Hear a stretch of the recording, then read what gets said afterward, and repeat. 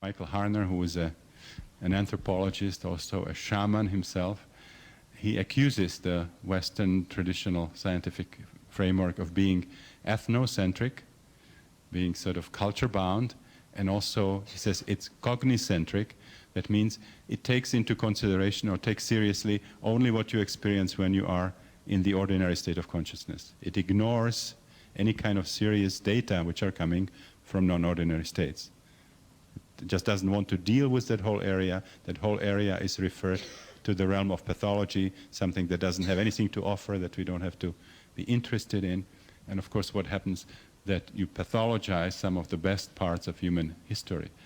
You know, all the saints, all the prophets, all the shamans are just a bunch of ambulant psychotics who had the luck that they lived in cultures that didn't have good psychiatry yet, so they got away. Not only got away with what they were talking about and experiencing, but they even get appreciation from their tribes and their cultures. So this is what I would like to talk about. If you now change your consciousness, if you go into a different state of consciousness, how you might experience yourself, how you might experience the universe, and what kind of insights you might get into who you are and what it is all about, and how that insight will differ from the one that we share in everyday life. And then, of course, there is the problem, how do you reconcile those two? That is the catch-22. If you have then two different ways of looking at things, how do you live with them? Which of them do you choose, or honor, and under what kind of circumstances? And how do you dance, you see, between those two? This is where you can learn a lot from shamans. Shamans who feel very comfortable in both realities. They can choose the way they experience reality depending on circumstances. Now I'll start with something that's sort of autobiographical memory, which will sort of frame it for you. When Christina and I met, she was a follower of Swami Muktananda. She was very much into Siddha Yoga. I had known at that time that Muktananda wrote this book, which was called at that time The Guru, later was known as The Play of Consciousness. Several of our friends actually were trying to mediate a meeting between us, but it somehow had never happened, so we never met personally. And when Baba came to Auckland, Christina, of course, wanted to see him. It was only 3 hours drive from Big Sur, and she very much wanted me to meet him because, you know, he was a very important part of her life. Yogic type is very much the Bhakta type, which is the devotional type. I never thought about myself as a Bhakta. If I was thinking about those 4 different ways that you can take in yoga according to the Indian tradition, so I can really identify with Jnana Yoga, which is you push your intellect, you know, to the point where it can't go any further and has to surrender. That's one of my possible roads. The other one was Raja Yoga, which is the way of experiment. You do something with your mind and then you have certain kinds of experiences, and that sort of mediates your union with the divine. Karma Yoga was all right, but not great for me. And sort of, you know, Bhakta Yoga was somewhere way down on the ladder. And I had actually some experiences of my friends who were workshop leaders, and, you know, they announced a workshop at Esalen, and they would go to an intensive with Muktananda, and then they show up sort of with, you know, eyes shining, and then the workshop comes and they just refuse to do what they announced, what they promised, and they bring a little drums and a couple of cymbals, and they want to chant Om Namah Shivaya was the group. And so a few of my friends got into trouble, and it didn't impress me. I had a sense of, you know, I had a sense of duty and obligation. If you promise a workshop and people come from all over the place, you should deliver what you were supposed to deliver. So I wasn't very excited about meeting Muktananda. On the other hand, I was very curious, you know, to see all kinds of phenomena that were happening in this sort of New Age scene. So I was a little ambivalent, but we ended up in the car going to Auckland. And we came about 20 minutes early. and parked the car, and we were sitting in the car. We had what's called a personal darshan, which means just, personal meeting with him.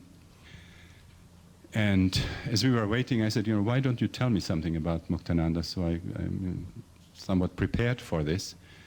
And so she started telling me, some things about him. And at a certain point, she said he was a Shaivite. And that really attracted my attention, because by that time I had had quite a few psychedelic experiences, in various contexts with various substances.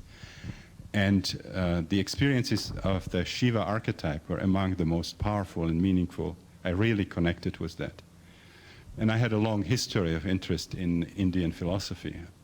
My mother, when we were still in Czechoslovakia, was one of the followers of Paul Brunton. Some of you might know the name. He was a British philosopher who spent some time with Sri Ramana Maharshi and then also went to Egypt. And he wrote books where he popularized spirituality. He wrote books like Search in Secret Egypt, Search in Secret India, and so on. And then he traveled, and he had groups of followers, and he did meditations with them and lectures and so on. And so she belonged to one of the groups, and when I was 12, she actually took me to one of those groups. And this was my first exposure to Indian philosophy, and I was instantly interested. I would start sort of reading whatever I could get my hands on. And very quickly I knew more than the people in the group, theoretically. But then there was a problem that they were meditating, and I couldn't meditate. I would sit down, my mind was all over the place. I felt, there's so many interesting things to do, who would possibly just want to sit and be there. So it all stayed just in my head. And then later, when I was studying medicine, I took about 4 years of Sanskrit. Again, there was a pull, towards India. And I loved to be informed about Indian philosophy. But it was a kind of like for coffee table discussion, like, when you are in a party and people talk about Hinduism, so you know what to say, you sort of know the terms. And it never occurred to me that it had any deeper relevance. I thought those guys on the Ganges didn't have enough to do, so they, said,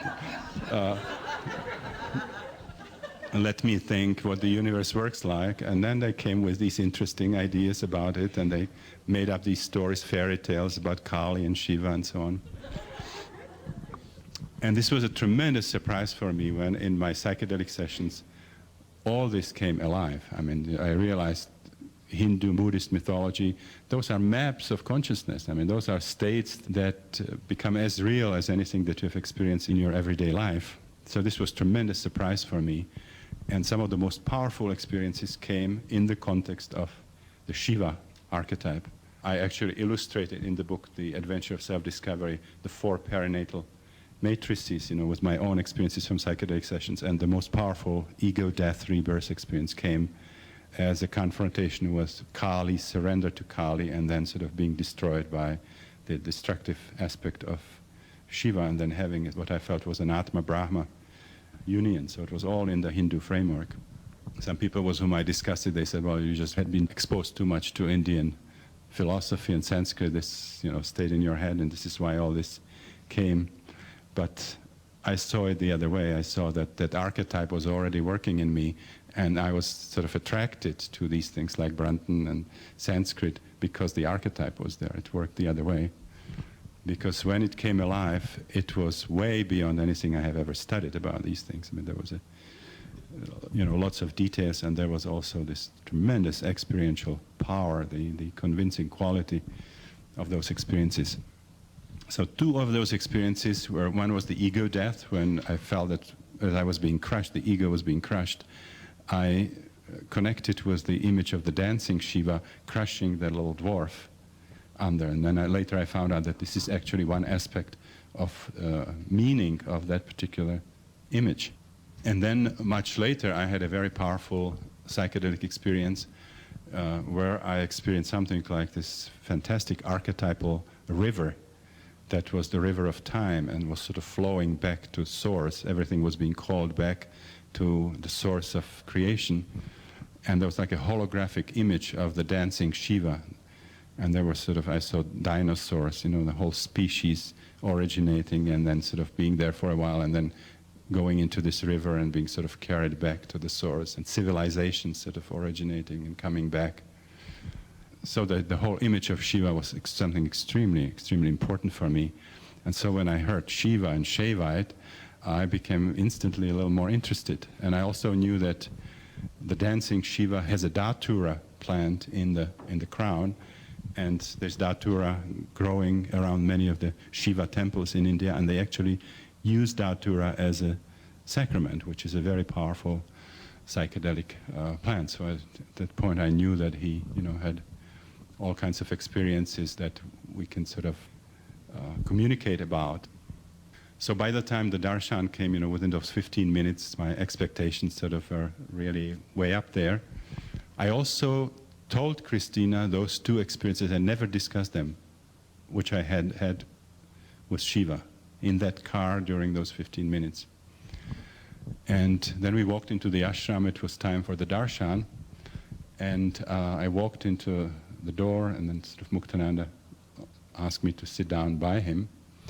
And then he did what he seldom did, which was he took off his glasses. He always wore dark glasses. And then he looked into my eyes from about 4 inches, sort of, he was studying, looking something.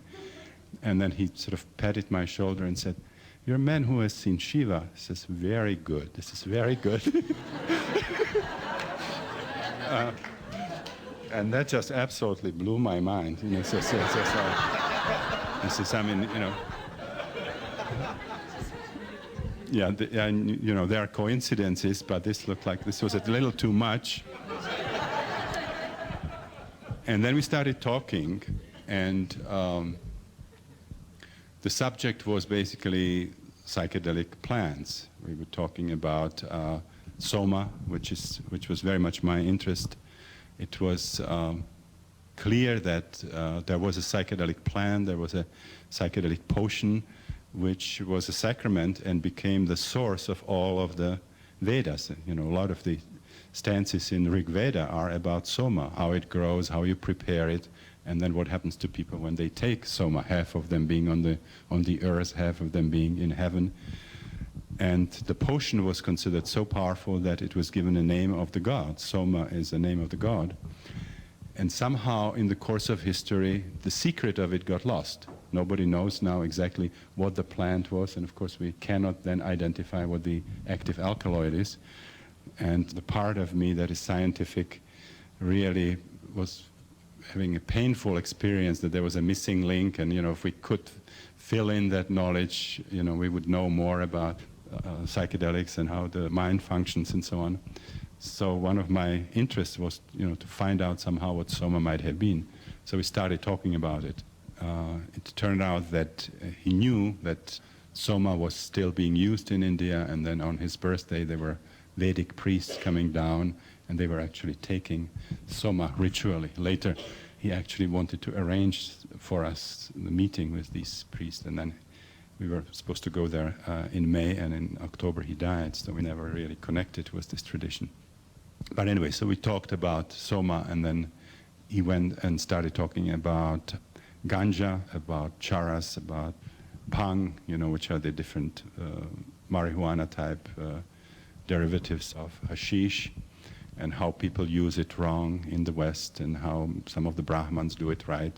You grow it sort of with a lot of reverence, and you soak it in water for 14 days, and so then they smoke it, in chillams, and then they lie on the ice in the Himalayas in ecstasy.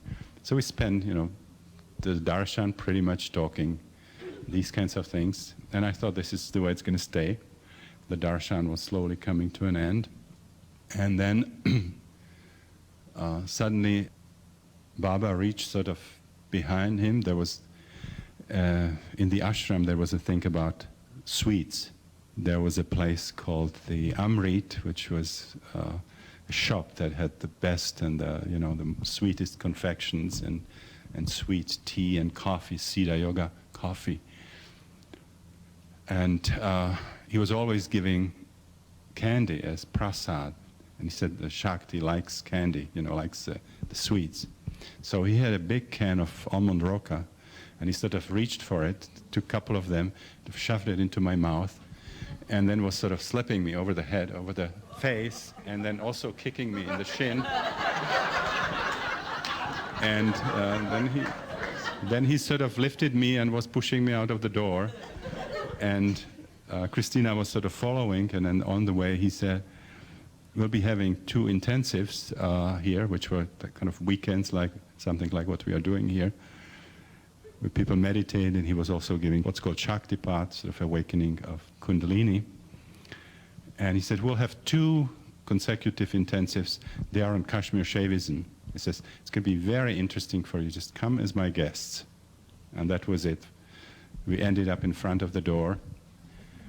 There were people lined up, because as you know, in these spiritual centers, a lot of people had psychedelics. It opened them for spirituality, and then they try to find some other ways of entering those spaces. So in many of these ashrams, you find people who have some psychedelic history. So there were all these people within Siddha Yoga who had done some psychedelics and had some conflicts about it and didn't know if Baba approved or didn't approve. And they knew that if we have some conversation, the psychedelics very likely will come up. So this, did Baba talk about LSD? And what did he say about psychedelics?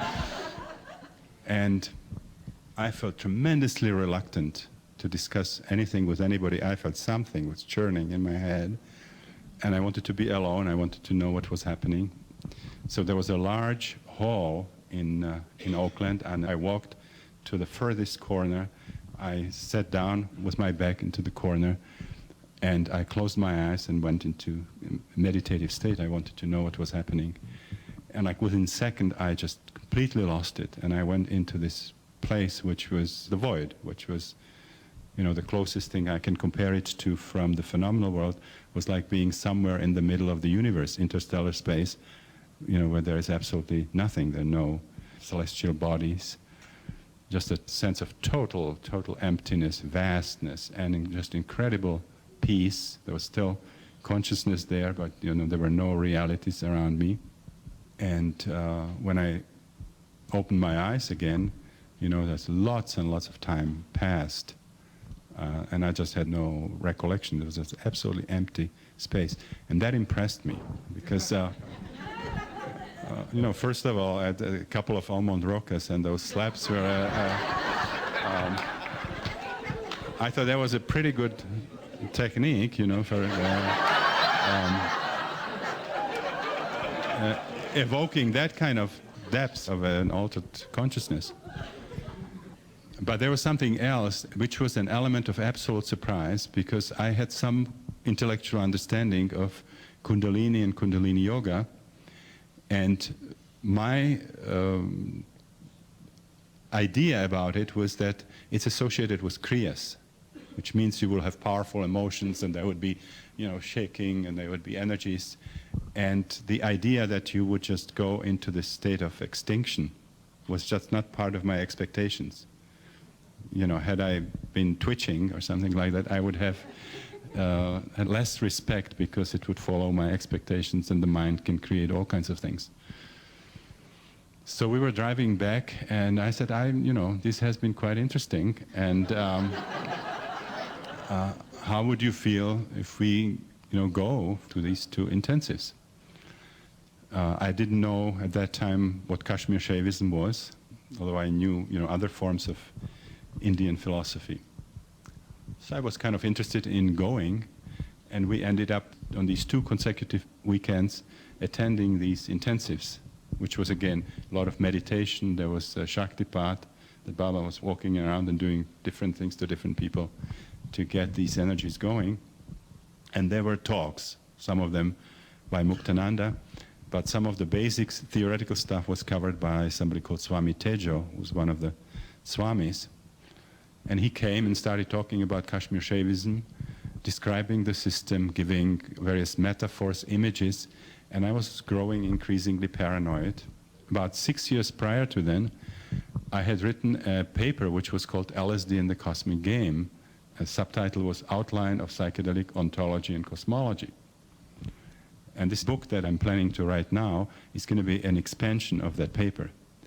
What I did at that time, I had access to about 5,000 records from psychedelic sessions, about 3,000 where I sat personally and 2,000 from my colleagues. And I went through those records, and I would look specifically at the places where people were dealing with cosmic questions involving God, time, space, creation, things of that kind. And I wanted to know what philosophical insights are coming from these states. And as I was putting it together, I found out, to my surprise, something totally different than what I expected. I thought that people will come up with totally different cosmologies, because they're different people, and you would expect that they will think about these things differently, or would experience them differently. But something very different happened, and that was that what these people were experiencing were bits and pieces, when if you put them together, they create kind of one overarching cosmology, where everything fits together, and you get a comprehensive image of the universe and our place of the universe. And those were people who didn't communicate necessarily with each other. Many of those people were coming on outpatient arrangement and so on. Some of those people had sessions at different times, so there was just no way, that there was any kind of significant exchange that would account for this. So it was clear that somehow non-ordinary states would put people in touch with a cosmology that was somehow universal. So I sat down and I wrote this paper, which was published in the Journal for the Study of Consciousness, LSD and the Cosmic Game. And this character was reading bits and pieces of my paper. I mean, he was using the same metaphors which I had in that paper. And for quite a while I couldn't believe that this could be independent. I thought this guy must have got hold of that paper, because he was simply reading my paper.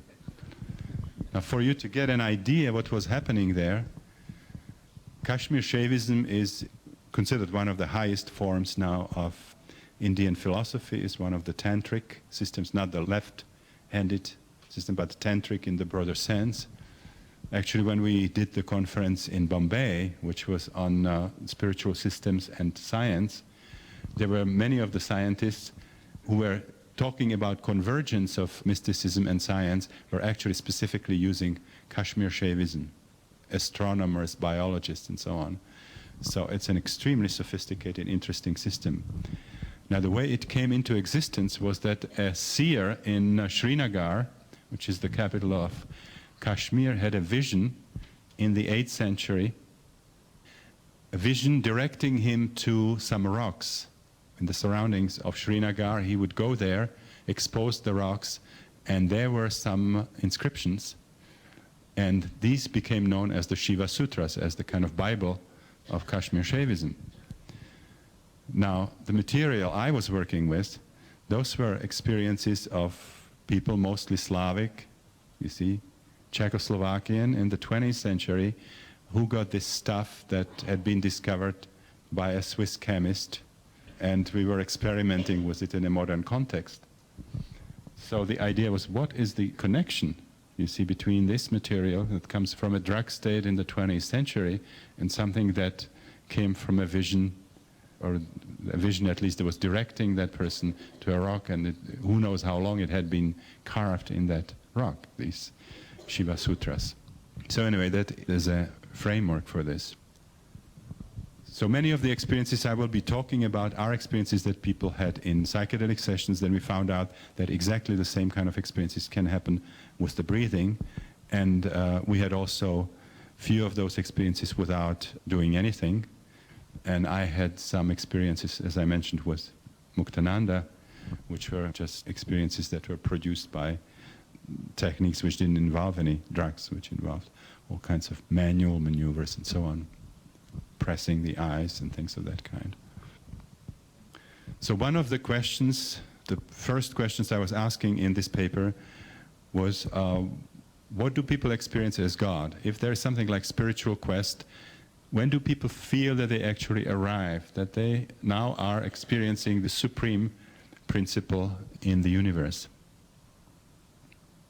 Now you find out that many people experience deities in these states, and you must have seen it in these groups this weekend. I presume that some people confronted some archetypal entities, a great mother goddess or something in that category. So if you do this work with the breathing or with psychedelics, many people will encounter deities. They will encounter gods and goddesses from various cultures. And again, the fascinating thing is that in each person, the culture will be different. My background was basically atheistic. I never had any exposure to religion myself. This was due to a scandal in our family. When my parents met, this was in a small Czech town. They fell in love and they wanted to be married. My mother was from a very strictly Catholic family, but my father didn't have any church affiliation, so was a kind of pagan by the standards of the local church. And my grandparents insisted that any decent marriage has to be conducted in church. And the local church in this small Czech town refused to marry them because my father was a pagan. And so there was just incredible hassle around it. And my grandparents were fairly rich by those standards, not necessarily by American standards. So they finally gave a major financial donation to the church. And then as a result of it, they were willing to ease their rules and marry a pagan. And that so disgusted my parents that they decided that when I was born and then my brother, that they wouldn't affiliate us with any religion and that we should, make the choice ourselves when we come of age. So I had absolutely no exposure when there were classes in religion. This was a leisure for me. I would go play soccer or read something or go for a walk. And then, of course, went to the medical school with this kind of atheistic background. That doesn't cultivate the mystical consciousness. So that was the typical arrogant approach which we have in Western science, like see what we have done, and if we sort of hang in there, we'll know it all and we'll control it all. And this was also in a Marxist era, so this was a particularly materialistic kind of education. So I had absolutely, until my personal experiences with psychedelics, I had absolutely no exposure to religion. Actually, the reason I became excited about Freud was when I read Freud, I was very impressed what he was able to do with religion or to religion. I found it very, very difficult that millions of people all over the world and all through history would go for something as obviously idiotic, so irrational as religion. And here was Freud was giving me the explanation. When he starts Totem and Taboo, he mentions this case that Sándor Ferenczi described, which was the case of a little boy who went to pee in a pigsty, and there was a mother hen sitting on eggs, and she got startled and attacked him and pecked him on the penis. And as a result of it, he developed this complicated neurosis where he venerated chickens and roosters, and then was also afraid of them, and then refused to eat their meat and so on. And then Freud connected this with totemism and taboo and wrote the whole book that was inspired by this, and that's impressed me.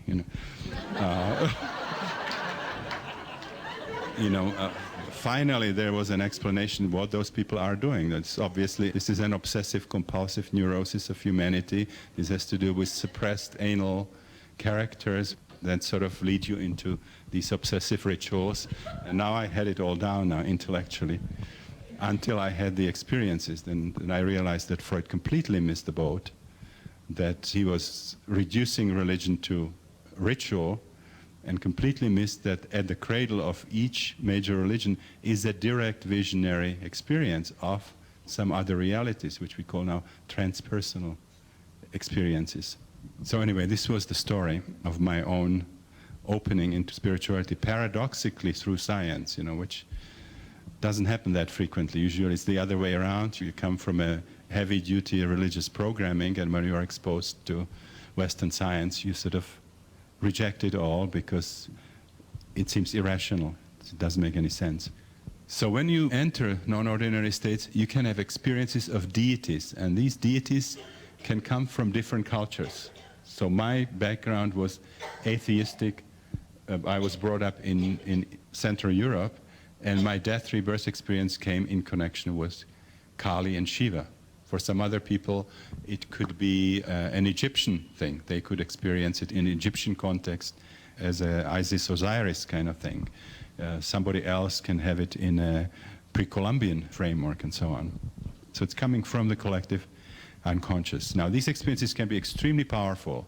There are enormous energies. There could be ecstatic raptures, or if it's a demonic deity of some kind, it can be, unbelievable horror. But when you study it, when you talk to people who have these experiences, when they have these experiences, they never have the experience that they are meeting the ultimate principle. Those are deities, but that's not God. So there's an interesting idea, an interesting question. How are these things related to the creative principle? And Joseph Campbell, I think, had done some incredible job on this, showing that the archetypes, you see, are just different manifestations of the divine and should not be confused with the divine. So in Hindu religion you have a lot of deities, but they are not God in our sense. I mean, they are an expressions of Atma Brahma. So many other systems, they have deities, but they have also one supreme principle, that is the generating principle of everything. And so according to Joseph Campbell, any deity that gets stuck with an archetype is worship of idols. So then the question was, when do people have the feeling they arrive? When do people have the feeling they're really in touch with the supreme principle, the universe? And I found those states fell into two categories, where people really felt they were at the cradle of everything. They either understood what it was about, they had all their questions answered, or they were in a state where there was no need to ask questions, which is the same as understand everything. If you don't have any more questions to ask, you have a sense of understanding, you have a sense of arriving, you have a sense of fulfillment. Now, one of these states was a state which can be called void. Some people, sophisticated people, talk about it as supracosmic and metacosmic void. Means it's emptiness that is supraordinated to everything and also in some sense underlies everything. You can find in Buddhist scriptures statements like form is emptiness and emptiness is form. So there's a state of mind that you can go into in a non-ordinary state of consciousness, which is a state of absolute metaphysical emptiness, nothingness. There's nothing there, yet it's conscious of itself. There's a point of consciousness that's aware of that emptiness. And there's paradoxically also the sense that there's nothing missing in that state.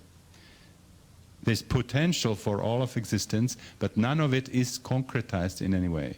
You can link it to quantum physics. This is exactly what quantum physicists come to, talking about the dynamic void, talking about the probabilities, everything ultimately being just probabilities, but nothing is really manifested until it's observed and so on.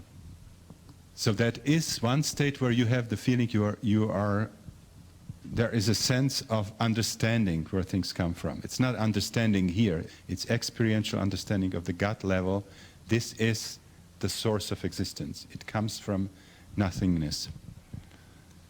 Now this is tremendously important in understanding the psychology of Western cultures and in comparison, for example, to the Oriental cultures. We had a meeting in '85 in Kyoto, which was the International Transpersonal Association, and this was the time when there was tremendous conflict between Japan and the United States in business. You remember these difficulties? And they were having conferences trying to straighten it out.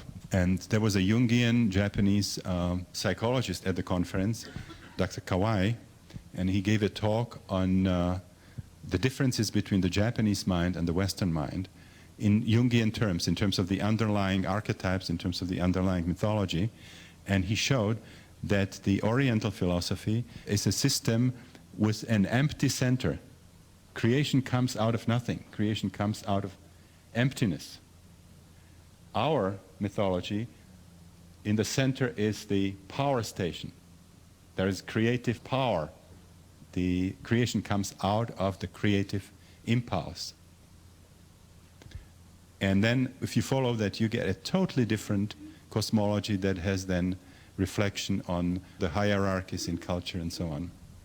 Whether you see the whole system as being self-supported, interconnected, or whether you see it as a system where you can have selective hierarchical control over things and so on, which is very much the Western psychology. So people who have powerful experiences of the void, they emerged basically with a new philosophy, which is different from Western, and they feel a tremendous resonance with things like the I Ching, which expresses this kind of philosophy, the Taoist type of thinking.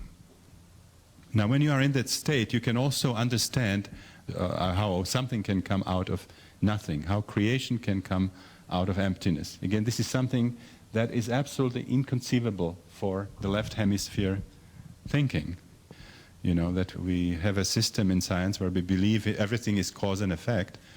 Only when you take it all the way back, and you're in trouble. Because then you have the question, what was the first cause, what was before the first cause, if there was a first mover, who moved that mover, and so on. And you see the absurdity of the system. Of course, science doesn't deal with it, or didn't deal with it until quantum physics, until people like Hawking and so on talking about, again, creation out of nothing. If you read Hawking, Steve Hawking, he would say things like, nothingness has no other choice than to create existence. But you don't get very far with the cause and effect thinking, which we are dominated by in science and in our culture. That simply doesn't work. And we just draw a line there. We don't deal with that in science, and we play a game. We think we have it down, everything is very reasonable, and we sort of ignore that big hole. It's like the Sufi story, when a man goes and sees somebody under a lamp, sort of looking for something on the ground. He says, what are you looking for? He says, I'm looking for a key. He says, where did you lose it? He says, over there. He says, why are you looking for it here? He says, well, it's dark there, I won't have a chance. So you have a very reasonable scientific system, only you don't deal with things where you wouldn't have a chance, like you don't ask questions. You just say, well, consciousness somehow comes out of matter, it comes from your brain. You don't ask the question, how does that happen? How can that kind of thing happen? Because you wouldn't have a chance. So you deal with those kinds of manifestations that make sense in your system. So you can talk about causes and effects, except when you go to the beginning. So there, that kind of thinking doesn't apply. We just will not deal with that stuff. So in the non-ordinary state, you get experiential sense how that can happen. You know, something comes out of nowhere. But you have to understand that you are also in a situation where you don't believe anymore that this is matter. This is solid stuff. This is solid Newtonian stuff. So you're not really on that level. You're not dealing with the question, where does matter come from? You are dealing with the question of consciousness technology. How is the experience of matter created? And that's a whole other ballgame. We might be able to do it electronically 10 years from now. I mean, you can fool yourself with a hologram. You can fool yourself optically. You can create form. You can, with holophonic sound, you can sort of synchronize it with acoustics. You can have a talking person, holographic person, and your only remaining sense is touch in this kind of holography. You go there, and if you go through, it's a hologram. If something tells you you can't go any further and you get a tactile sensation, it's a body there, it's a solid object. So, you know, 10, 20 years from now, we can have something like holography that's going to do something to our touch, what Aldous Huxley called the feelies. You go to the movies and, you know, you get a few electrodes, and you will not just see and hear, but when they're making love, you also start doing something to your pelvis, and at that point, there's no way of telling difference between technology of consciousness and reality. So anyway, when you go to the point of the void, you understand the creation, but not the creation of matter. You get the understanding of the creation of the illusion of the world. You get the kind of the Hollywood aspect of the divine play of Lila. How is that show created? What kind of technology goes into it? Now the first more tangible expression of the void, the first stage of creation, then is a different state of mind. And again, it's very difficult to describe in words. People usually complain not having words, not having language for it. But they will tell you something. And so when I studied those descriptions, when people talked about that state, it boiled down to basically three different things. One is, if you are in that state, you know that you exist. There is existence. There is consciousness, awareness, knowledge, and the state is blissful. There are no forms yet, there are nothing specific, nothing tangible. It's just a state of being in which you are conscious, and you know that you are experiencing your existence as being blissful. It's a state of overwhelming bliss. Now, if you go into Oriental scriptures, particularly into Sanskrit, you'll find the term for this. This is called Satchitananda. Sat means to exist or existence. Chit means sometimes translated as awareness, consciousness, and so on. And Ananda is bliss. So this is the supreme principle. This is the creative principle. This is out of which all this seems to come. And if you are in that state, you are experiencing it, you know that it's you.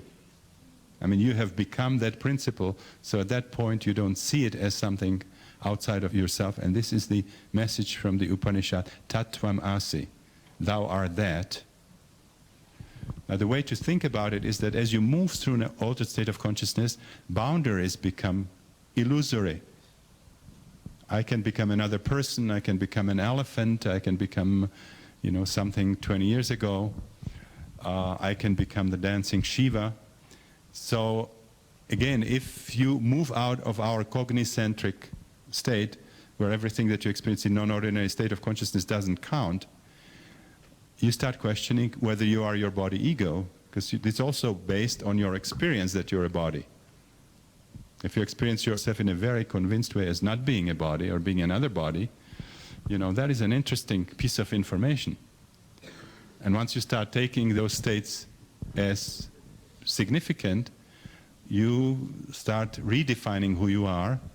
And if you had a few transpersonal experiences all the way to the Satchitananda principle, you realize that your identity is not fixed. You are the body ego. That's certainly one interesting, relevant aspect of it. But you are also the Satchitananda principle, and you're also anything in between and around it. Because you can experience boundaries of various kinds. If you experience yourself as an elephant, you also have boundaries, but those are boundaries of an elephant. So there are all kinds of things in which you create boundaries within an infinite continuum, but they're all relative. You can move through it, you realize that they are not mandatory. They're not absolute states. So your true identity then, if you take the message from non-ordinary states, is you are the totality of cosmic energy, or totality of consciousness, and within that, at different times, on different levels, you can experience yourself locked within systems that have boundaries, but those boundaries are not absolute. They feel very real, they feel very absolute at the time when it's happening, but it's all negotiable. You are not really ultimately bound by any of them. So this is the idea, we are all God, we are all the totality of cosmic energy, because none of us have boundaries. So it doesn't mean that, I am the divine, you're not. That awareness has little to do with the body ego. It's like a pyramid where there are a lot of stones here, and then on each higher level there are less and less stones, until at the top there is just one entity then. And on that level, because we are also that, on that level we are all one. On this level, obviously, the sense of separateness has some meaning. So this comes as this identification with Sat, Chit, Ananda, sort of infinite being, infinite awareness, knowledge, and infinite bliss. Then when people reach that state, then certain questions start emerging, particularly in those of us who are more inquisitive and curious than others. And that is, it's obvious to you that creation somehow comes from there. It's obvious that it's the cosmic furnace, the stuff that's throwing out the forms and creates the different levels of reality, different kinds of reality. Now the question comes, two questions. Why does that principle bother? Why does it create all those things? And the other one is, how does it do it? And again, a lot of people would come up with answers to those questions, and they're pretty similar. There are varieties, but they're pretty similar. So the question why does it create? First of all, that question why, in the way we experience it on this level, doesn't make that much sense there. what happens to you, you experience how that creation happened. You are that source, and then you experience the emergence out of form, out of that source, so you understand it on a gut level. You don't have an answer that would necessarily satisfy you on this level, but it's a state-bound answer which is experiential. Now, if some people try to describe it, they do something interesting, which I've seen earlier in many of the people who were labeled psychotic, and that is when they write something, it's going to be full of capital letters. You know, it's love, but it's not love, it's love with capital L, and it's loneliness, but it's not just ordinary loneliness. It's not the kind of loneliness that you can experience, but something to do with it. It's loneliness with a capital L. So some people would tell you that that source creates because of its incredible richness, because of its abundance. It's so overflowing with potential, it's so overflowing with creativity that it just has to give it out.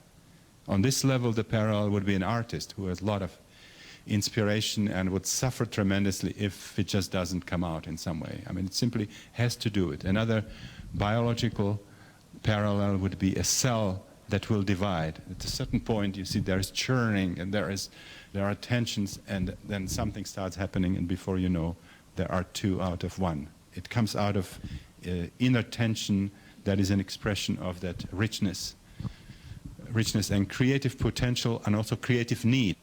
The source does not have a choice. It has to do it. It is part of its basic nature to do that. So some people say it's the inner richness. There are people who will say also it's also a loneliness. As fantastic as this state is, there's just one consciousness, and there is something like craving for partnership, to share, to have something to relate. And the creation then comes out of that need to have something different from oneself. Other people say love. This has something to do with love. It's a gesture of love. Other people emphasize more the aspect of experiment, that there is tremendous curiosity. What is possible? What happens if? What happens if there is a universe where something that in its very principle is a spiritual entity will suddenly start believing that it is a limited body and has these sort of has 2 hands, 2 legs. It needs this substance called oxygen, has to eat. What happens if there are going to be 2 of them in some kind of polarity, like male-female? What will happen if there is something like linear time and there is evolution, and at different times people will wear different costumes and so on?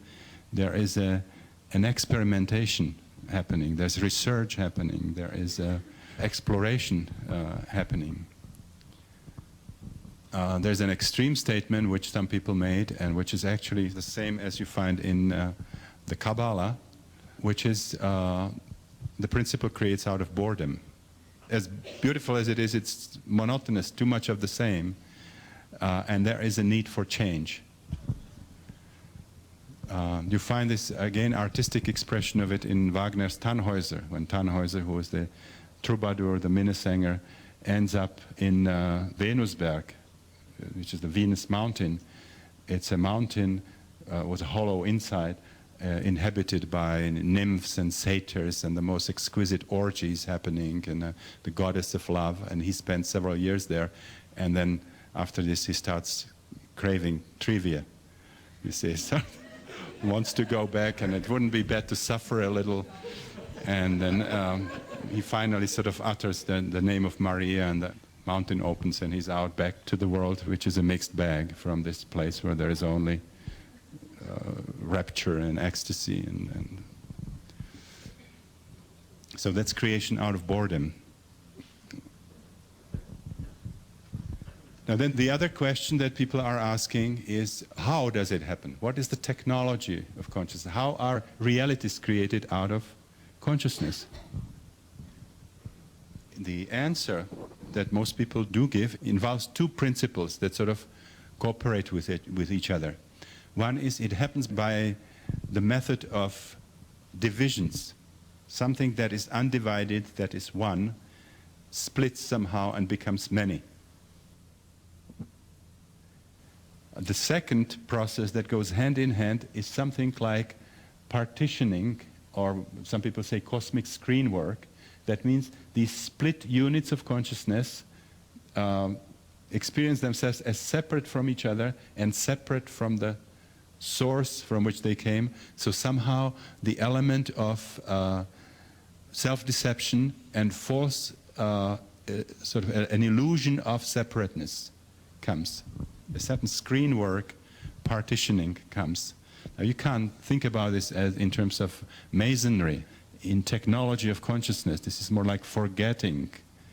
You see, that would be a much, much better metaphor. Alan Watts wrote a book which is called A Book About the Taboo Against Knowing Who You Are. This is the idea of forgetting who we are, partitioning, screen work, and so on. Well, we can say that through these two mechanisms, then these different levels of realities are created. One of them is the archetypal. There are sort of other kinds of worlds, universes.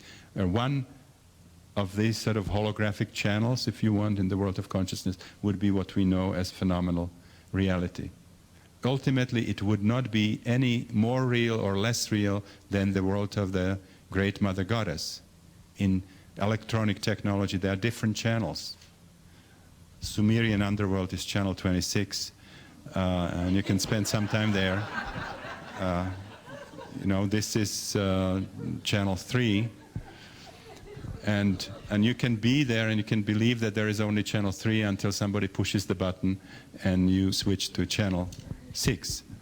But when we are here, we like to believe that this is the only one that is real and the others are some kind of derivatives of this one. Those other receptions are not real. But if you look into it, in deep non-ordinary states, you'll find out it's all created by the same technology. The fact that this looks, you know, more solid and so on, or more predictable, this produces trick in that understanding.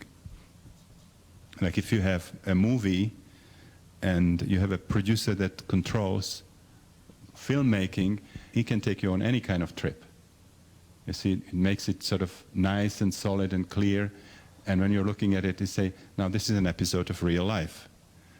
And then you see the guy going to bed, and then the images sort of become black and white, and then it becomes a little blurred and sort of a little more fleeting. You say, you know, the hero's dreaming. And then you see somebody taking a pill, and then the colors become very vivid, and there's some kind of strange distortions, and you say, the guy's tripping. But on the Hollywood level, all it takes is one kind of technology. Those are tricks. You use different kind of experiential qualities for different experiences, and you can create different worlds, different nuances. So again, in something like Vipassana meditation, where you analyze perception, or in something like non-ordinary states, you can sort of see through it. It would be like up to this point, you were just watching the movie screen, and you thought all there was out there, and you couldn't figure it out. There were problems, like, you know, in some movies there were flying saucers, in other it was like Bambi, animals were talking, and you couldn't sort of get it quite together how it all is one reality. And one tremendous thing in Kashmir Shaivism will tell you, don't do that, that's waste of time. Stay in the ordinary state of consciousness and collecting information and trying to make sense out of it, because what you are experiencing is part of the story. This is the same thing that David Bohm who's a co-worker of Einstein's, is saying these days about science. Don't have the illusion that science is telling you anything about what the universe is like. Historical periods are art forms of the collective unconscious. So with Middle Ages comes medieval science, with 20th century comes 20th century science. They are not studying the same universe in different ways, more or less developed. This belongs, science and the forms of religion belongs to the art form of a particular time. There's no way scientists can step out of the show, because whatever they are doing is part of the story on the screen. So in Kashmir Shaivism would be, as long as you want entertainment, you watch out there. If you are interested what it is about, this is not out there, you have to turn. And then you find out that there is some kind of source of light, there's some kind of celluloid, there's something is throwing pictures. Then you can ask, what is there a level behind it? And then you find out Hollywood, then you find somebody had a screenplay, somebody wanted you to have a certain kind of experience. And that is the explanation for why you are experiencing what you are experiencing. Things which are out there are not causally related at all. They wanted you to believe that they are causally related. If you see a Western and there is a cowboy shooting and an Indian falling off the horse, you make a connection in your head, say, the guy fell off the horse because the other guy shot him. Right? Wrong. The guy fell off the horse because they wanted you to believe that the guy was shot. And they also orchestrated some other kinds of things. They made a hole and something was dripping out of the hole. What is the reason why the guy fell off the horse? It's in the screenplay. It's because somebody was giving you an art form which involved a certain kind of experience, and it has to be nicely orchestrated, put together, so you can read into it causal connections. Now you can have states of mind when you will see that this is not any different. The reason why things happen in a certain way is because there is a certain higher order screenplay, and all the elements in what we are experiencing are governed by that. So whatever you are discovering in this level, you are part of the script. You are not stepping out of the script and making any kind of objective judgments about the script. I'm not saying this is so. Do you understand what I'm reporting? How people see the universe in non-ordinary states. And you can bring a good argument for this. I mean, it's, in a sense, it's better than the one that we live with, because it covers much more information. It is a conceptualization for a much wider range of observations and experiences, and also it takes into consideration not just ordinary consciousness, but things that happen in other states of consciousness. Okay, now there is another question that people frequently ask, and that's a very interesting one, and that is, why is evil in the world? I mean, some of those experiences are experiences that we don't particularly like. And that's true for the non-ordinary states as much as it is true for our everyday life. There are things that we enjoy. There are other things that we could live without. There are other things that we really don't want as part of our life. So people ask very serious questions. You know, what is evil? Why is evil in the world? They asked this question Ramakrishna. He says, Swamiji, why is evil in the world? And he sort of thought about it for a while, and he said, to thicken the plot.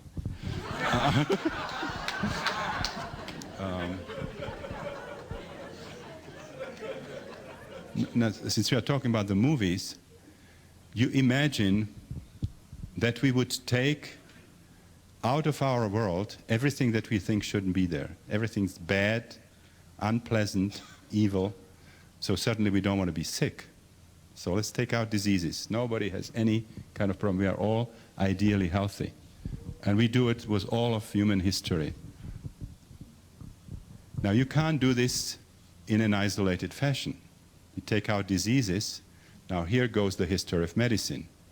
We don't have any heroes, we don't have any Virchow's, we don't have any Pasteurs, we don't have the discovery, the exciting discovery of penicillin. Here goes Mother Teresa.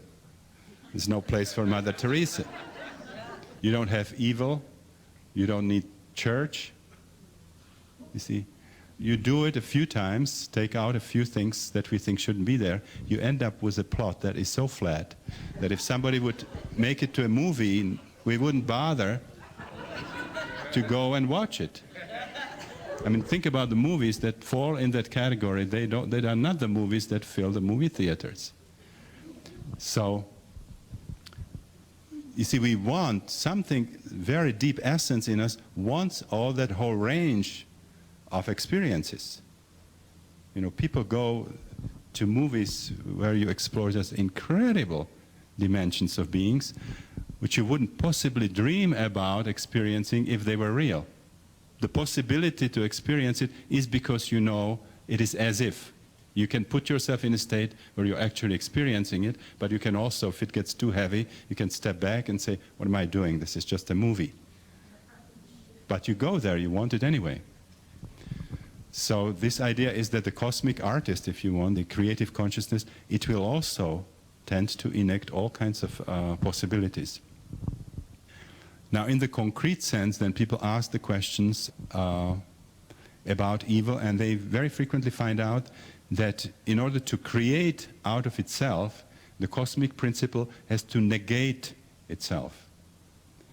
So the first step in the process of creation would be something like a negative mirror image of the Satchitananda.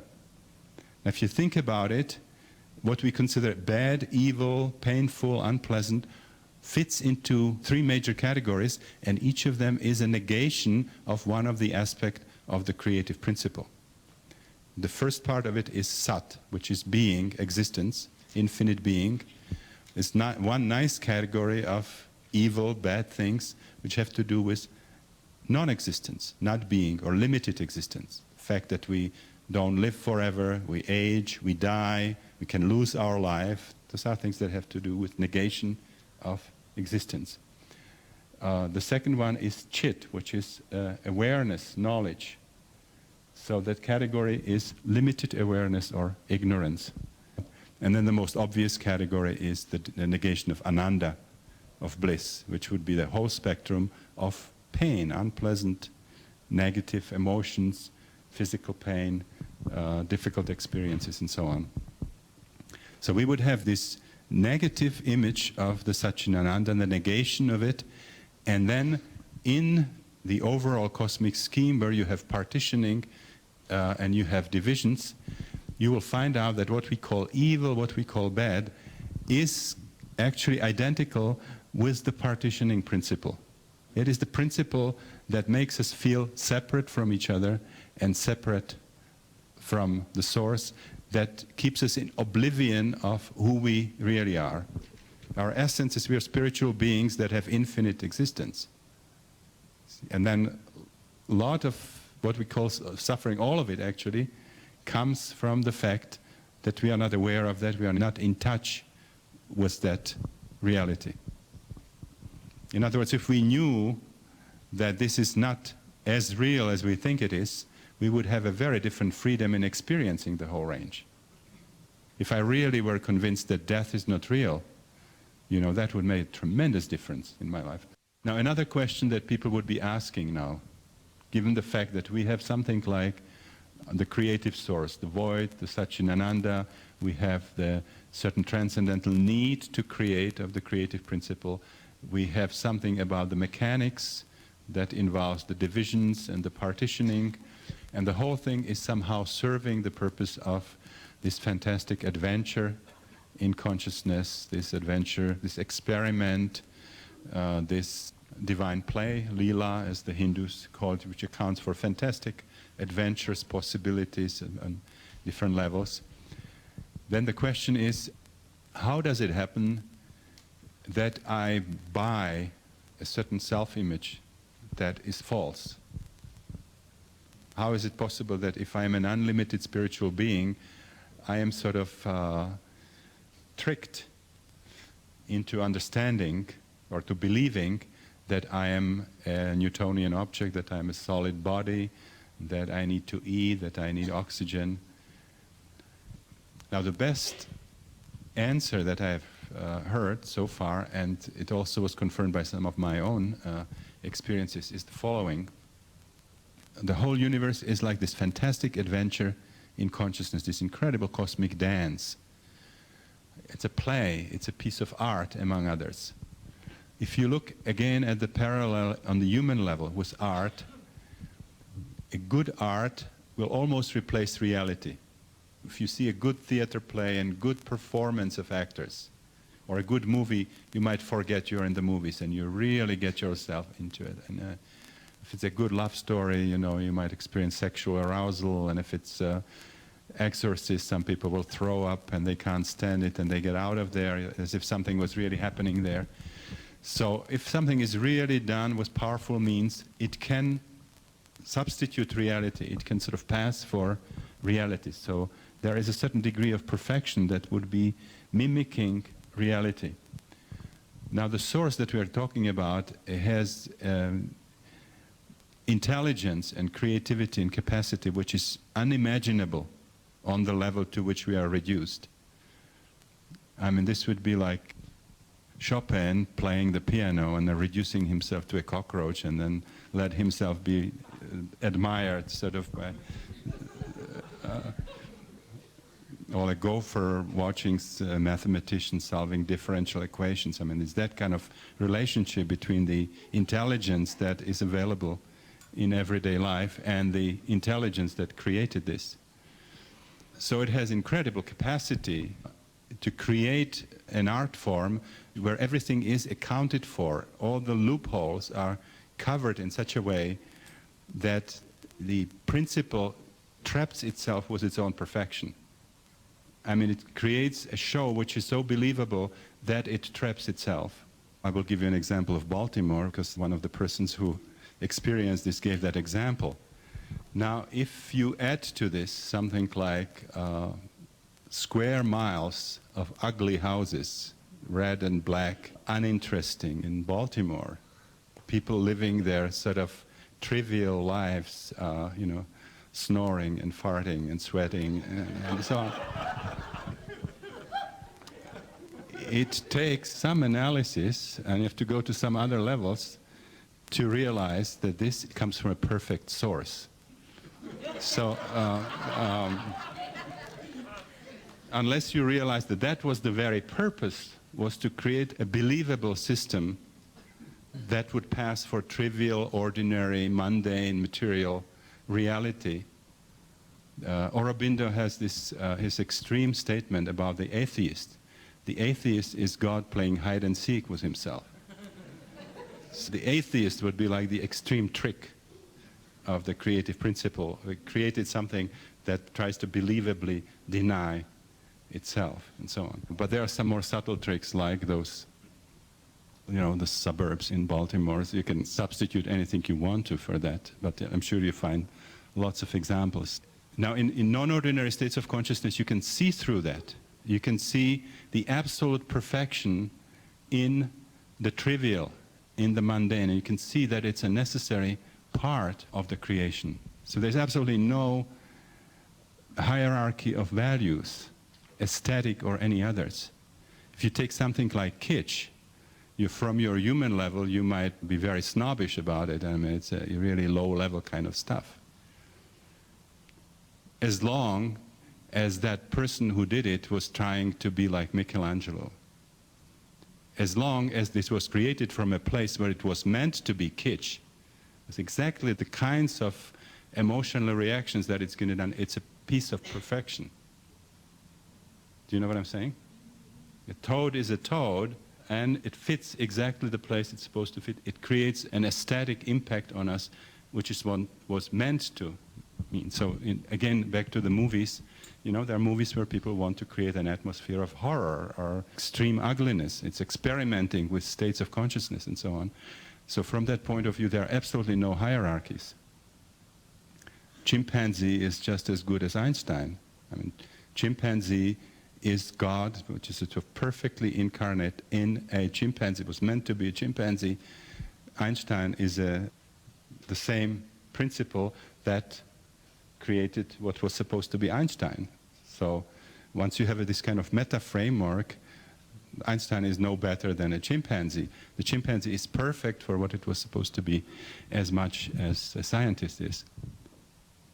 I even have a very strong feeling that this applies, for example, to animals, that the whole idea that their limitations come from their brain capacities, whether they have ganglia or whether they have a brain or how big a brain it is, I really don't believe that this is a relevant way of thinking about it. I believe that each form has a piece of the absolute cosmic intelligence that it's supposed to have for that particular form. So you have these miraculous things of navigation of birds and so on, and we're trying to put it into their brains and explain it in some kind of natural ways, and we don't have a lot of success. One situation that hit me in a very, very hard way was we had a house in Big Sur, and we had a roof that was overlapping, we had a deck with a railing, and we had a hibachi grill standing there. And one morning I came out to look at the ocean, and there was this most beautiful large spider web, and it was anchored, parts of it were anchored on the railing, parts of it on the hibachi, parts of it were coming from the overlapping roof. Now, this kind of thing cannot be done with a few ganglia. I mean, that creature had to have a three-dimensional idea, had limitations. I mean, it couldn't fly, it had to travel in its own way. But you see, to get from this place to that one, it had to go down from the hibachi, go crawl up, go this way, that way, fix it in the right place, and had to have a sense of a geometric of the mandala that it was creating. It was creating it from the limitations of the spider. But the idea that you could explain that from that nervous system which was there is just not a very believable theory anymore. So there's a possibility that each creation, each creature is sharing just the right piece, just the right form of absolute cosmic intelligence. It is good for what it is. So we have now this system where we have the creative source, we have these different levels inhabited by entities that are actually split units of consciousness that have forgotten where they came from. They forgot that they are part with everything else. They experience themselves as separate. And this provides the possibility of this fantastic cosmic dance on different levels, the dramas. And there's a tendency in this system to experiment with whatever can be experimented with. Again, we have our own human ideas about it, what is appropriate, what should be there, what shouldn't be there. You know, the kinds of things we did around sexuality, whether you can be homosexual or you should be heterosexual, you should have one wife or you could have 15 wives, and you know, what degree of intimacy can you have with your brother and sister? Well, that's true for a certain culture. That's not true for the creative principle. That is interested what kind of experience it is if two persons of the same sex interest, how does it differ from when it is people from the same sex? What does it feel like when you put this end to that end, and what does it, what does it feel like? What experiential possibilities there are if you turn it around? If you take a culture like New Caledonia, they kill fraternal twins if they were male and female because they committed incest in the womb. You go to Peru or you go to Egypt, and within the Pharaoh family or the Inca family, the brother has to marry the sister, otherwise it's a scandal. You know, you have cultures where monogamy is such that something else will be punished by death. You have cultures where this polygamy, you have cultures where there is polyandry, you have cultures where they feel perfectly comfortable being nude. You have others where you show your nose and you get killed for that because you should have your face covered. I mean, these are all trips. I mean, we are programmed into taking this, absolutely, we are ethnocentric. Each culture has an idea what is acceptable, what is right, what isn't right. But once in non-ordinary states, you get an overview, and those are all plays. I mean, it's like watching different movies. You know, it's appropriate if you live in a certain culture to play it by the rules. But you can also have another dimension where you have a degree of freedom, where you just see all those are relative things. You don't get caught into those games where people get excited and fighting about these issues and so on. Now, the other thing that people discover within this system, this is just one half of it, going from one to many, from the void or from Satchitananda to a level like this, when you have a lot of separate entities. Some are male, some are female, some are black, some are yellow, some are white. You know, some live in one century, others live in another century. Some of them are human, some of them are animals, and so on. And then all these sort of interactions. And then the idea is that within the same system, there are also built-in mechanisms through which you can escape the sense of separation and being sort of committed to a particular partial form, and you get a way out into, in non-ordinary states of consciousness. You can sort of dissolve these boundaries, and you can start the journey back when you somehow rediscover your own true identity, which you lost contact with. So those are ways to reunion. So they're like two movements, dynamics, the coexisting in the system that we are. One goes from the source to separation, to divisions. The other one is from separation back to unity. Now comes catch-22. In many of the religious systems, you will find out that they would consider this level to be kind of the low level. This is the garbage level. This is the quagmire of death, rebirth. This is the valley of tears. And you want out. I mean, the last thing you want to do is to stay here. So you want out of the cycle of death, rebirth. You want to nirvana.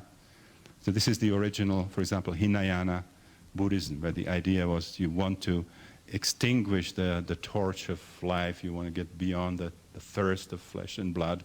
You want to be in nirvana. And nirvana means literally evanescence. You want to fade out of existence. It's too much trouble. It's all associated with suffering. The Jainist religion has the same kind of thing. You are Jiva, you're sort of crystalline, pure entity, monad of life, and you are entangled, contaminated by your association with the biological way of existence. You want to purify that, and you want to move into this sort of pristine state beyond incarnation, beyond existence. Now, people who had that experience of union with God, back to the source, realize that there is a problem, because that's where creation came from in the first place. So if that state were so satisfying, so self-fulfilling, none of these other things would be here.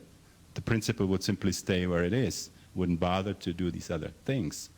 So that there's a discovery that there is no way that principle cannot to create. It is a fundamental, transcendental need of that state to create out of itself. So now what is the solution? The solution here, according to the insights that people get when they get to those levels, is that the level of the phenomenal world and the transcendental level of the Satchitananda, those are two complementary realities. They somehow need each other. You find in some of the spiritual literature is that people need God, but God also needs people. Or in some of the aboriginal religions, you see God's created humanity for a particular purpose. So there's a kind of symbiosis, there's an interaction, dynamics, there's a dialectic dialogue sort of happening. The solution then would be to be here, fully here, sort of incarnate, to be in the world, to be in the phenomenal world. This is the solution which was also found in the Mahayana Buddhism, where the nirvana is not evanescence, it's not going out of here, but it's to eliminate certain forces within this incarnation that makes existence tolerable or even exciting. And the three forces are represented by a pig, by a rooster, and by a snake. Those forces are anger, aggression, desire, lust, and ignorance.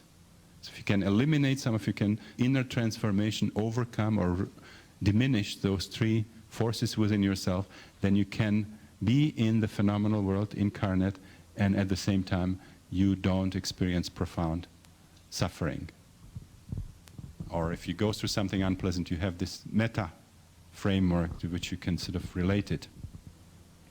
So the idea is that this level has something to offer, certain experiential possibilities that the undifferentiated cosmic state does not have.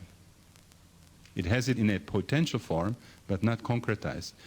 Only on this level can you have a child. Only on this level can you listen to Beethoven, or go windsurfing, or go hiking, or eat bouillabaisse, or whatever your thing is, whatever you enjoy. So this level has something to offer, but to be totally identified just with this, in other words, to lose the awareness that it's a play and take it, to buy it, sort of be a real sucker for that, you know, to believe that this is all there is, means to getting lost in the play, to be like in the movies and believing that what's happening is there, rather than believing that it's this play of vibrations, of shadows and lights and so on. So the idea would be to be here, experience whatever is part of the experience, but have also this other level, this sort of meta level, the sense of one's true identity. It would be like Olivier, you know, playing Othello or whatever it is, Hamlet, and being fully involved in it and really be part of the play, but somewhere in the back of the head there is also the knowledge that you are not really a murderer, that you are Laurence Olivier and so on. Sometimes people give also this parallel with, how do we understand our role? It's the question of free will and determinism. When you go to, or used to go to S training, I don't know where Werner is now, the final message was, you're God, you created your own universe. And there was a peculiar kind of confusion. It was like me, Stan, you see here, I created the universe. Now, I know that's not true. What seems to be true, at least in non-ordinary states, is all of us created what is here, but not from where we sit now, but from the top of the pyramid. In other words, the fact is that what we are playing now is certain roles in a screenplay which was written by all of us when we were still one entity. So the idea would be like Shakespeare has a concept of a play, let's say Hamlet. At the beginning, all the characters are just thought forms within one mind. And to make it a really good show, you need separate entities. I mean, if they're not real separate individuals, nobody gets killed, nobody can love and hate anybody else, so you wouldn't have a real story. So for that purpose, you need separate entities, you need real characters. And what can happen is that theoretically, Shakespeare could write the play and cast himself as Hamlet. Now, from the level from which he was writing the play, he had a different degree of free will than from the level from when you are cast into a role, because there it's pretty much determined. And the problem here, the free will and determination and so on, comes from what Gregory Bateson would call an error in typing. That means the Shakespeare who wrote the play is not the same Shakespeare who is in the cast. There's no absolute conflict between free will and determinism. Depends on with which level we identify. Are we really aware of our true identity, or are we identifying with the actor? Are we identifying with the protagonist?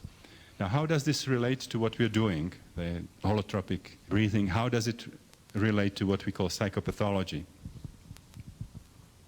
Traditionally, what we call psychopathology. Now, up to this point, Western science has been exploring a certain image of human beings as being Newtonian objects, solid entities, skin-encapsulated egos, if you want, complex biological machines, thinking machines, highly developed animals. This is the image that we got in the medical school. And in this context, consciousness is seen as a product of the brain. Some of the extreme forms of materialism, like what is now called vulgar materialism, you can find statements like, there's nothing special about consciousness. Consciousness is just an organic physiological function. The brain produces consciousness like the kidneys produce urine. So this is the extreme of the medical model. I mean, the consciousness somehow comes as an epiphenomenon. It has to do with the complexity of the neurophysiological processes. Now you have people like Penfield, who was one of the founders of neurosurgery, brain research. He died, and just before his death, he wrote a book called The Mystery of Mind. And in a nutshell, his conclusion was, as far as he's concerned, consciousness cannot possibly come out of the brain. I mean, there's some kind of parallelism happening between the neurophysiological processes and consciousness, but the idea that the whole thing is happening inside of your skull just didn't make it for him after decades of really systematic daily research on neurosurgery, neurophysiology, and so on. But this is the image of human beings that we have. Now, what's coming now from modern consciousness research, from psychedelic research, from the breathing and other experiential psychotherapies and so on, from near-death experiences, from thanatology, from some of the more enlightened anthropologists who work with shamans and so on, and call themselves visionary anthropologists, who actually participate in rituals rather than sitting on the tree with a writing pad and sort of observing what the natives are doing. We have now powerful confirmation coming from these modern developments in science that confirm now quite systematically another image of human beings that has been around for centuries or millennia as part of the so-called perennial philosophy. I don't know if you ever thought about, again, another major problem that we have in science, and that is that if the world is really material, we'll never know it. It is not testable. It is not something that's accessible with our limitations, that's accessible in principle to scientific investigation. We are fooling ourselves thinking that sciences are studying the material universe. Astronomy is not a science about stars. The astronomy is a science of human experiences of what we call stars. Mineralogy is not a science about stones. Mineralogy is a science about human experiences with what we call stones. And it deals also with things like colors and so on, which we know are not around. Even physical terms, what we call colors is a perception of different levels of frequencies. There's nothing around like colors. This is a purely subjective term. And there's no way of getting beyond that, because whatever we experience is a human experience. This is the old Kantian problem between phenomena and noumena, or so-called things in themselves, Dinge an sich. If I'm perceiving Jim, what I'm supposedly doing, something in me, this is not defined in science what it is interpreting biochemical changes in my cortex, which were created by light bouncing off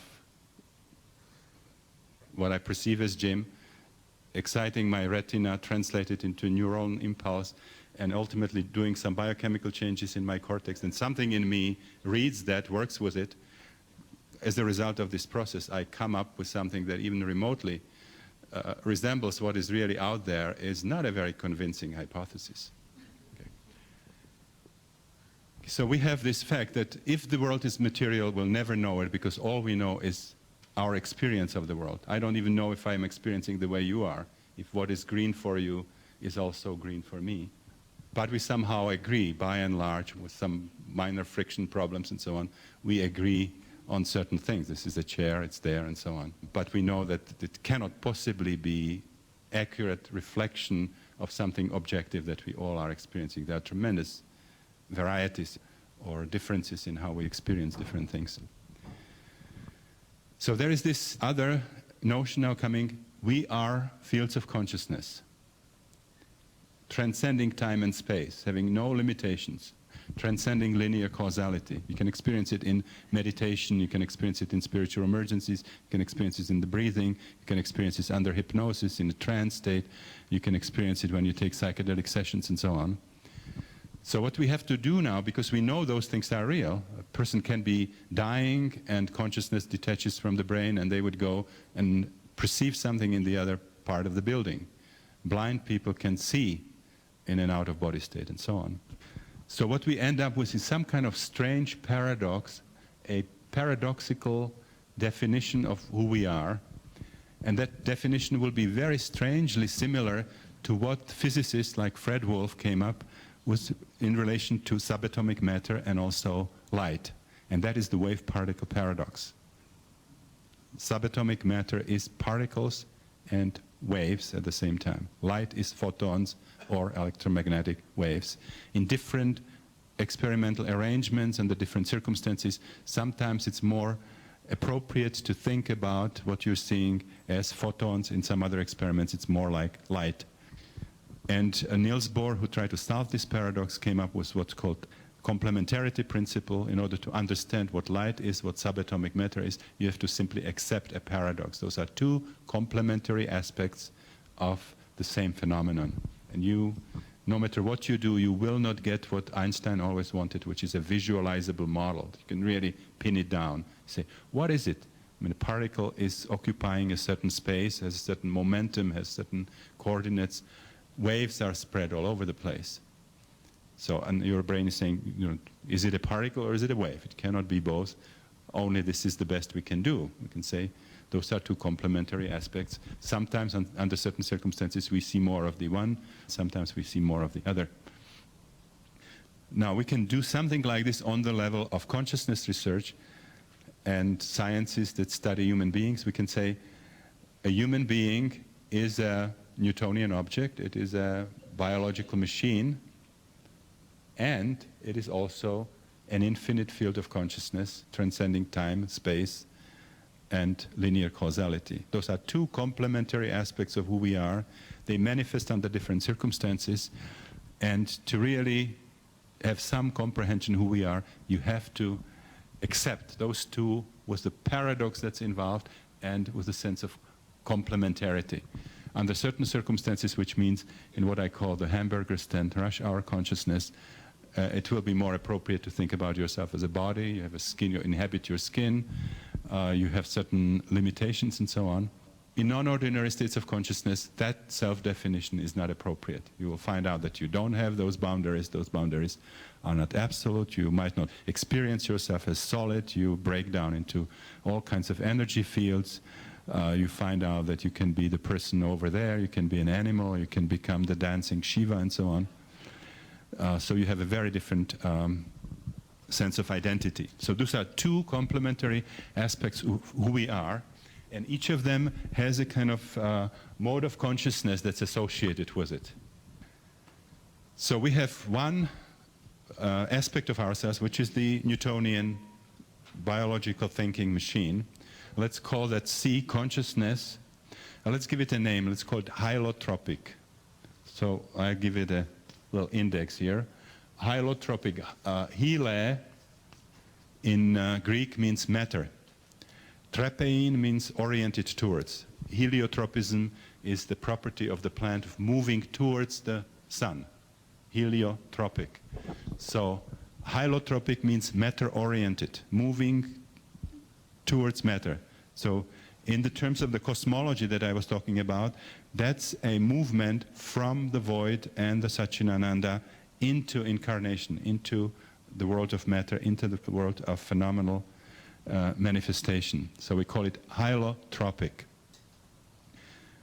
And these experiences in this state of consciousness will systematically confirm that you are body ego, that you are skin encapsulated ego, that you live in a Newtonian world where objects are solid, two objects cannot occupy the same space.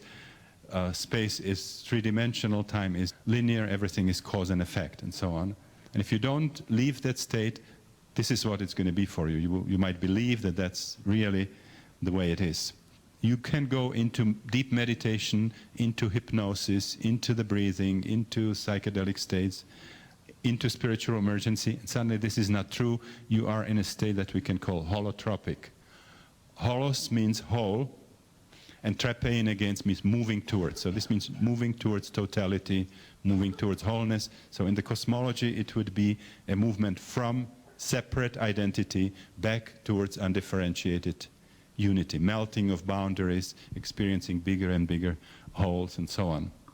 So we are some kind of dynamic, we are a stage in which these two movements are in constant sort of dialectic interchange. We mentioned before that the undifferentiated cosmic consciousness wants to incarnate, wants to become many, and when we end up on the other side, it's too much of a hassle, too much of a pain, and something in us wants to go back. We have the need to transcend. So these experiences in the holotropic consciousness would systematically confirm, if you have enough of them, you are not solid, you are a system of energy. You can go beyond that, you find out that the world is just an orchestration of experiences, or if it isn't, that's all you can say about it, as I mentioned before. This is one of the major exercises in Vipassana meditation, that you sit and you analyze your experience of the world, and all you know is there are visual experiences, there are acoustic experiences, there are tactile experiences, pains and so on, and you may, out of it you make the image of the material world. But all we have is experiences. But like in the movies, when I was talking about the cowboy or the Indian falling of the horse, they are orchestrated in such a way that they give appearance of causing each other. Now, if this is true, if we have these two aspects and these two corresponding states of consciousness, none of them is pathological. They're two complementary aspects. A physicist would not call light that manifests as waves a psychotic photon. It would say a sick photon. It would say, at this point in this particular experimental arrangement, Light is showing its wave aspect. In another arrangement, it will show its particle aspect. But both of those are legitimate aspects of the system that we are working with. So there's nothing pathological about having holotropic type of experiences. It can be bad if it's happening in the wrong context, like that Albuquerque airport. That's not the place to exercise your holotropic aspects. You want to know that you're in the right place when it is happening. But if you are in the right place, it can be extremely educative, it can be healing, it can be transformative. There's nothing essentially pathological about it. So the idea would be, if it is true that we have these two aspects, to accept them, to cultivate those aspects, to complement what you're doing in everyday life with meditation, with participation in rituals, in experiential psychotherapy, whatever. You want to know that, you want to honor that aspect. Each of those forms is good for something and bad for something else. As I mentioned the other day, if you are a pilot landing a 747 in Kennedy Airport, and you want to be in the holotropic mode. That's not the time to find out that you were an embalmer in ancient Egypt 2,000 years ago. At that time, you're also not interested what it feels like when an elephant gets a peanut into his trunk. It's not also time to have an out-of-body experience and sort of float around the Empire State Building. You want to also know that the runway is solid, that you can rely on it, that you can trust the time-space coordinates, which are also coordinated with some of the other happenings around you and so on. You really want to be in the holotropic mode. Now, if you stay in that, if you never leave it, which is the ideal of normalcy in Western culture, the best psychiatrist should be one who has never had any holotropic states, maybe with the exception of some dreams. You know, we hide it from each other in staff meetings that we ever had those experiences, because that would disqualify us. You know, a professional, you know, should never have that. He just treats the other poor things who happen to have these kinds of experiences, and what makes you expert is that you never experience, so you don't really know what they are going through. Which is different from the shamanic. The idea in the shamanic, or the idea of a guru in India, is you go to somebody who has been through what you are now going through, and they got through it to the other side, so they can tell you from their own experience what is happening to you. To go in a holotropic state of consciousness to somebody who has never left the holotropic mode, I don't care what degrees they have, I don't care what books they have read, is like having sexual problems and going to a pre-adolescent, you know, discussing orgasm. And this is the whole idea, you know, to use for work in certain mental health facilities and so on, for working with people who are in psychotic states, somebody who has been there before, so that person can help from a very different place, or recovering people helping others in 12-step programs and so on, have a very different possibility of understanding and treating than those who have never ever faced that problem. This is alien to the Western type of thinking. So the idea would be then cultivate those two states and be able to find right circumstances in which you have one or the other mode of consciousness. If you want to heal yourself, you want to heal others, I'm not talking about body mechanics, I'm talking about healing others, you want to do it in a holotropic state of consciousness. You don't want to do it in this state of consciousness. If you want to tap deep sources of creativity, the major creative inspirations, inventions, if you read the history of creativity, always came from holotropic state. The person might have spent 5 years researching, studying, experimenting, but the real solution came then when they were waking up from a dream, or like Heisenberg when he was sick with hay fever so he couldn't see. That's where he got the ideas about quantum physics. The idea for an experiment that meant the discovery of adrenaline and the Nobel Prize came in a dream, and so on. We know the story of organic physics, the story of discovery of benzene that came again in a vision to Kekule when he saw an Ouroboros, and he got the idea how the carbon atoms might be linked in the ring. So just the last thing here, there is an interface here that you want to stay away from. And that is when you are experiencing these two at the same time. In other words, you are in a context where you're supposed to be holotropic, but you happen to have holotropic experiences. And then you have an enclave in your everyday life that we call psychopathology. You get an asthmatic attack here, nobody's choking you, and you cannot breathe, which is an alien enclave in this way of existing in the world. Now, if you now use a technique which would take you into the underlying holotropic state, the experience that is trying to come through, you'll find out that you actually are drowning when you were 14 years ago, and you are dragging that situation to here. So the choking belongs to a different system of time-space coordinates. You're living in two places and two different time frameworks at the same time. You're mixing those two.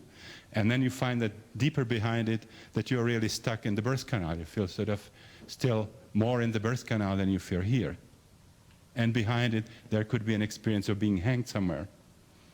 So there are bits of pieces of yourself that you left somewhere else that really didn't make it. You're not fully in this situation, and those states are trying to come into your present consciousness and sort of complete themselves.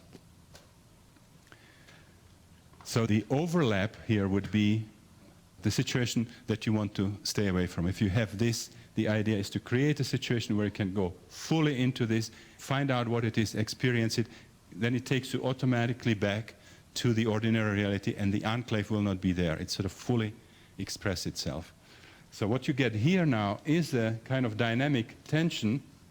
Something in the holotropic is coming back to holotropic, and the holotropic is trying to go back to the holotropic, which is basically an expression of those two movements that we were talking about, from Satchitananda into creation and from creation back. So we are this kind of battlefield, and when those two modes of consciousness get mixed up, we experience them both together. That's what we call then psychopathology. If you can get it in a pure form, it is an authentic form of consciousness that's behind it. It is not a distortion of this one. If you see this one as just the only authentic, the only legitimate one, then anything that comes, whether it comes in this form, will be seen as pathology, as something that doesn't belong. But if you have context to experiment with this mode, you will find out that they are legitimate experiences of a different kind. There's nothing wrong with either of those, but you don't want to experience them simultaneously. So I think this is all we can do in the time that we had. Okay.